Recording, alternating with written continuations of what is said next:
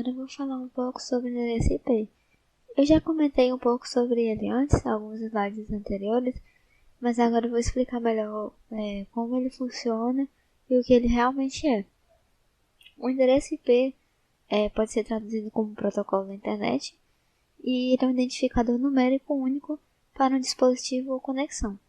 Porque assim, numa rede, como uma rede possui diversos dispositivos conectados, pode ter realmente muitos dispositivos, a gente precisa identificar cada um deles para saber, por exemplo, se eu quero enviar alguma coisa de um computador para outro, eu preciso ter uma forma de identificar eles para saber qual computador que está enviando, qual computador que vai receber. Essa forma de identificação que foi criada foi o endereço IP. Ele pode ser comparado, por exemplo, ao CPF de uma pessoa. Esse CPF ele identifica a pessoa de uma forma única e não existem dois CPFs iguais. E quando, por exemplo, eu estou fazendo um cadastro de alguma coisa, eu uso meu CPF para poder me identificar, para poder dizer quem é a pessoa que está fazendo aquela compra, por exemplo, ou quem é aquela pessoa que está se cadastrando. O endereço IP da mesma forma. Ele identifica o computador de forma única, o dispositivo, para poder identificar qual é aquele dispositivo. Por exemplo, no momento que eu estou fazendo a requisição no servidor, eu preciso saber qual é o dispositivo que está fazendo essa requisição, por isso eu uso o endereço IP dele, e também preciso saber qual é o endereço IP do dispositivo para quem eu estou fazendo aquela requisição. Porque como eu expliquei bem no começo, quando eu estou enviando alguma coisa pela internet, eu vou passando por diversas máquinas, diversos dispositivos. E então eu preciso saber qual é aquele dispositivo que eu realmente quero chegar, qual é o dispositivo que eu realmente quero enviar alguma coisa. E graças a isso também, que é por causa disso, que esse endereço IP ele precisa ser exclusivo. Não podem existir na mesma rede dois dispositivos com o mesmo endereço IP, porque assim ia ter uma confusão, né? Ia ter um choque de IPs. Eu não ia saber qual dispositivo é qual, não ia ter como diferenciar os dois. E da mesma forma que não podem existir dois CPFs iguais, não podem existir dois endereços IPs iguais na mesma rede. Falando um pouco mais sobre eles, existem duas versões desse protocolo. Se vocês já viram alguma coisa sobre IP, ou já viram o IP da sua máquina, do roteador, provavelmente vocês já viram ele no formato IPv4. Porque o IPv4 é o formato que é mais utilizado atualmente, e ele usa 32 bits para fazer esse endereçamento, e possui 4 conjuntos de números que variam de 0 a 255. Esse aqui é o exemplo de um endereço no formato IPv4. Aqui nós podemos ver os 4 conjuntos, primeiro, segundo, terceiro e quarto. Eles são separados por um ponto. E cada um desses números pode variar de 0 a 255. Como nesse exemplo aqui, que o primeiro número é 192.168.0.1. Com esse tipo de endereçamento, com essa versão IPv4, é possível cerca de 4,29 bilhões de endereçamentos. O que, a princípio, pode parecer muito, mas se você for parar para pensar que atualmente existem muitos mesmo dispositivos conectados à internet, quase todos os dispositivos eletrônicos utilizam a internet hoje em dia, esse número acaba virando muito pouco. Porque assim, quando a internet foi pensada, ninguém imaginou que ela ia crescer a esse nível. Ela foi pensada basicamente para guerras, né, para comunicação entre militares e também para universidades. Então ninguém imaginou que ela ia virar um meio comum, posso dizer assim, onde hoje em dia existem quase todos os dispositivos eletrônicos se conectam à internet, notebooks, computadores, celulares, televisão, etc. Então, esse número de endereçamentos tá virando um problema, porque é como se estivesse faltando endereçamento já que não pode existir dois endereços iguais. E por causa desse problema, que foi criado o IPv6, que é a versão 6 desse protocolo, e foi criado pela necessidade de mais endereços. Ele usa bem mais bits para fazer esse endereçamento, ele usa 128, justamente para aumentar a quantidade de endereços possíveis, e ele usa 8 conjuntos de números em vez de 4. E também utiliza o sistema hexadecimal. Caso vocês não conheçam o sistema hexadecimal, Eu vou explicar um pouco melhor sobre ele na parte de criptografia. Mas basicamente, além dos números de 0 a 9 normais, que a gente usa no nosso sistema decimal, ele também usa letras para representar alguns números. Por exemplo, o 10 é o A, o 11 é o B, e assim vai, até o F, que é o 15. Aí aqui eu tenho um exemplo de um endereço IP no formato IPv6.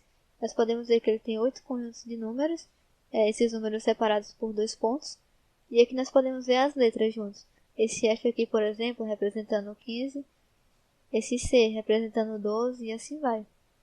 E só em observar esse IP, nós já percebemos que é possível bem mais endereçamentos do que no formato IPv4. Até porque ele possui bem mais conjuntos de números, e além disso, esses números também podem assumir valores bem maiores do que no caso do IPv4, que só vão até 255. Para ser mais exata, é possível cerca de 340 duodecilhões de endereços. Isso é 340 seguido de 12 zeros. Ou seja, esses endereços vão suprir a necessidade por um bom tempo. E atualmente está tendo essa passagem do IPv4 para o IPv6. Apesar disso, como eu falei, o IPv4 ainda é mais utilizado atualmente, porque é muito tempo que o IPv4 já é utilizado. E para passar para o IPv6, exige gastos de gastar dinheiro para poder comprar novos dispositivos, para trocar os dispositivos. Por isso que essa transição do IPv4 para o IPv6 está sendo tão lenta. Mas essa transição já está ocorrendo há alguns anos. Além das duas versões que eu expliquei antes, nós também podemos dividir o endereço IP em dois tipos, que são os IPs públicos e os IPs privados. Resumidamente, os IPs públicos eles são os IPs que permitem que a rede esteja publicamente acessível na internet.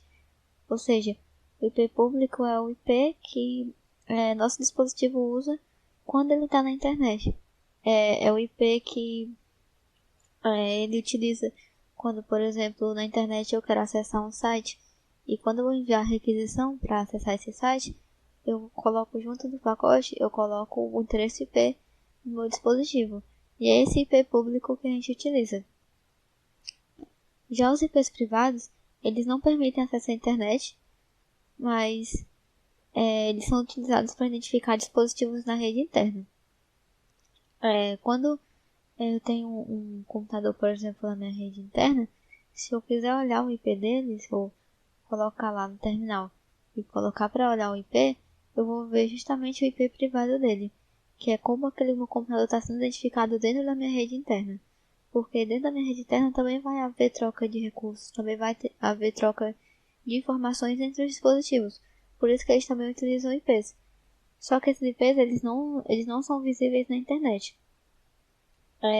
Tem um protocolo que faz a tradução de endereço IP privado para público, que eu acho que eu não expliquei ele anteriormente, mas ele é o protocolo NAT, que ele transforma o endereço, quando eu quero usar meu dispositivo para acessar a internet, eu utilizo esse protocolo para poder transformar meu endereço IP privado num público, para assim eu conseguir realmente ter acesso à internet. Mas essa é a principal diferença entre IP público e privado.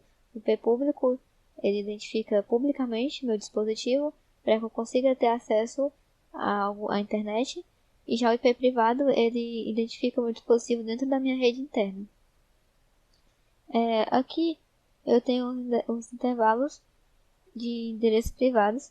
Existem 3 intervalos que vão de 10.0.0.0 até 10.255, 255, 255. Existe o que vai de 172.16.0.0 a 172.31.255.255, e o que vai de 192.168.0.0 a 192.168.255.255. Se você for olhar seu endereço IP privado da sua máquina, ele com certeza vai estar em um desses 3 intervalos aqui. Cada rede possui um intervalo diferente. Eu posso dar exemplo da rede da minha casa, que ela utiliza esse intervalo aqui. que os dispositivos vão de 10.0.0.0 até 10.255, 255, 255. Mas dependendo da rede que você utiliza, ele vai estar entre um desses três intervalos. Os endereços de IPs públicos, eles não podem utilizar a faixa de IPs privados, mas fora dessa faixa aqui, qualquer endereço IP é um endereço público, mas dentro dessa faixa eles são privados. E para encerrar, não tem nenhum problema em dispositivos em redes diferentes usarem endereços IPs privados iguais. Por exemplo, se aqui na minha casa, um exemplo, eu tenho um dispositivo com IP 10.0.0.3, e na sua casa tem um dispositivo com o mesmo IP, não vai ter nenhum problema, já que nossos dispositivos eles não vão se comunicar diretamente, já que eles estão em redes separadas. Agora, já os IPs públicos, eles precisam ser únicos, justamente porque a internet ela conecta dispositivos a nível mundial. Então, cada um desses dispositivos eles precisam ter um IP único para poder identificar eles de forma única. Eles não podem ser iguais. Não podem ter dois dispositivos com o mesmo IP, como eu expliquei no slide anterior. E além dos endereços IPs, nós também temos as portas de comunicação, porque o endereço IP é como se fosse um endereço do seu dispositivo. Ele é usado para poder identificar um dispositivo de forma única, como eu expliquei antes.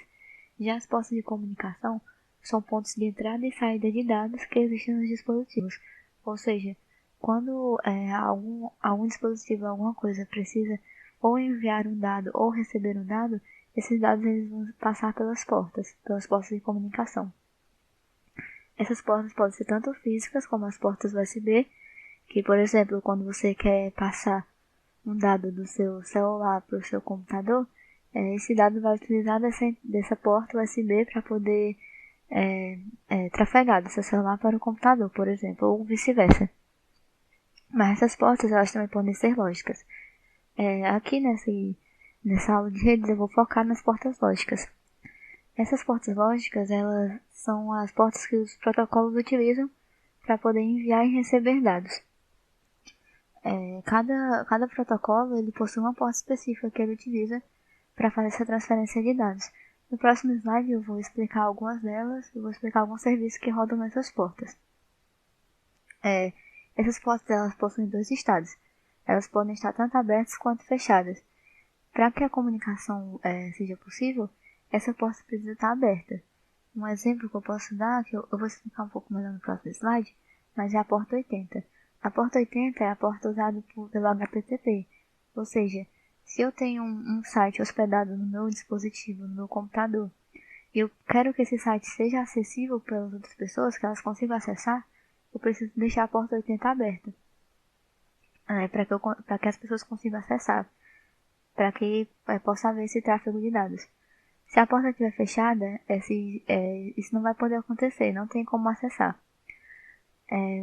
Vale ressaltar que uma porta aberta ela pode ser um risco, ela pode ser um problema de segurança, porque se você deixar muitas portas abertas desnecessárias, portas que você não precisa utilizar, ou algum atacante, alguma pessoa pode utilizar essas portas abertas para conseguir acessar alguma coisa no seu computador, até mesmo tomar controle dele.